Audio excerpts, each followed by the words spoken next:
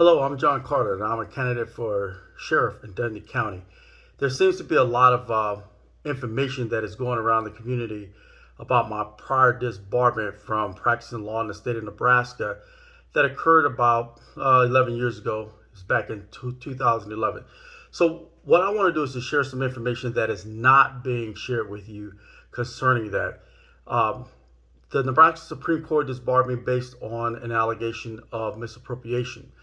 I did uh, accept that disbarment as that discipline was meted out, but there was an investigation that was done by the feds uh, subsequent to that, and they found that the information and my rendition of the facts were more true than what the folks had made those allegations. There was also information that people had been paid to make those allegations against me. However, I accepted the decision of the Nebraska Supreme Court, and for 5 years, I just accepted their discipline and their decision.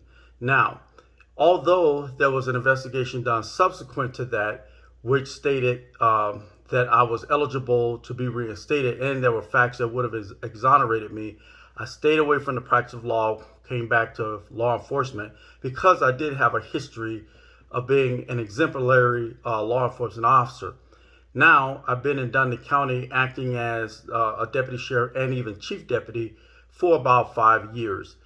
Even though I am eligible for reinstatement in Nebraska and had began a process to do that, I was also informed by the clerk of the Supreme Court that because I worked for an elected sheriff, I would not be able to practice law in Nebraska under the state constitution while employed or working for or working as an elected sheriff.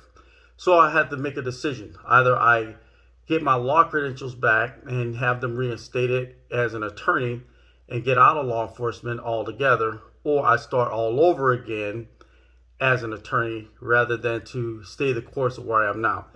If I was 35 years old or 28 years old, I would probably go and get my law enforcement or rather my law credentials reinstated and start over again. It takes about 7 to 10 years to build a good law firm.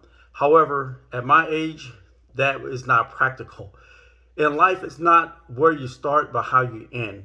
And in 30 years of law enforcement now in Nebraska, and various agencies, and with the experience that I have, I'd rather stay the course and end well in law enforcement, a discipline and a profession that I've done so well in. Just because a person has a law degree does not necessarily mean that they have to practice as an attorney. There are plenty of good attorneys out here already. So I've decided to stay where I am. If the people in this county look at the record, I've done a great job in serving as the chief deputy in this county. We've taken burglars off the street. We have got rid of the meth houses. There are virtually no sex offenders living in this county. The problem is that a lot of the folks who are arrested are not always prosecuted. But that is the decision of the county attorney. He has complete discretion on whether or not he prosecutes cases that are brought before him.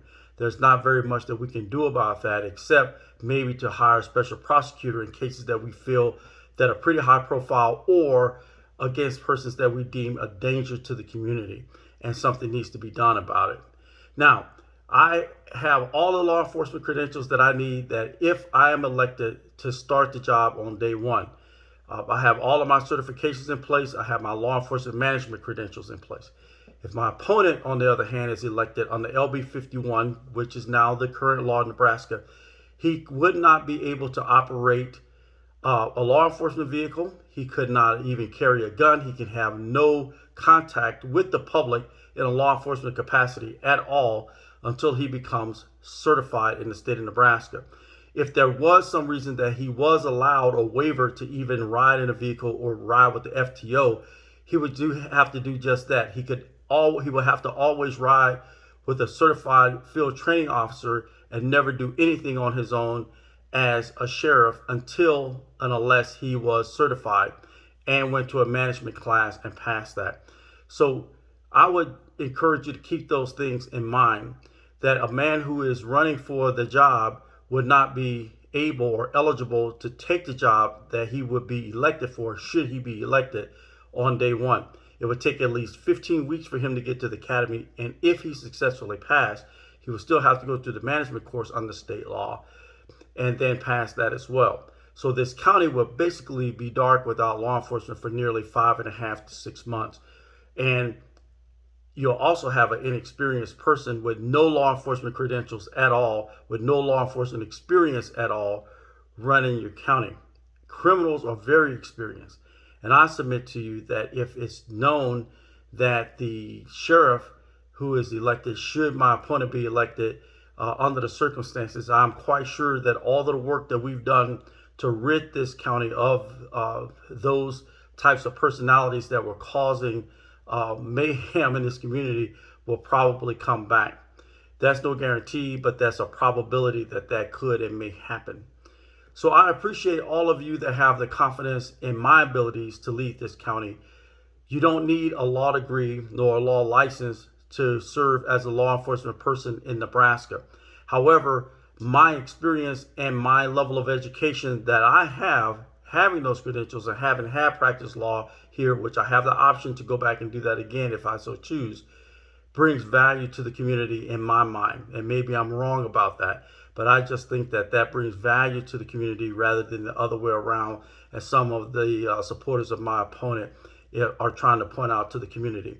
I will hope that if they're bringing out the negative history, that they also bring out the things that you won't find on Google, and the things that are not being talked about is that the fact is that I'm eligible for reinstatement as an attorney if I so choose to go that route. In my meet and greets, I talk about these things. I'm happy to answer any questions that you may have. You don't have to wait to a meet and greet. My contact information is on my website, carterforsheriff.org. If you have any questions at all, I would be happy to answer and entertain that. And I hope that you have a great rest of the week and a great weekend. And I'm always standing and willing and available to answer any questions that you may have. Thank you.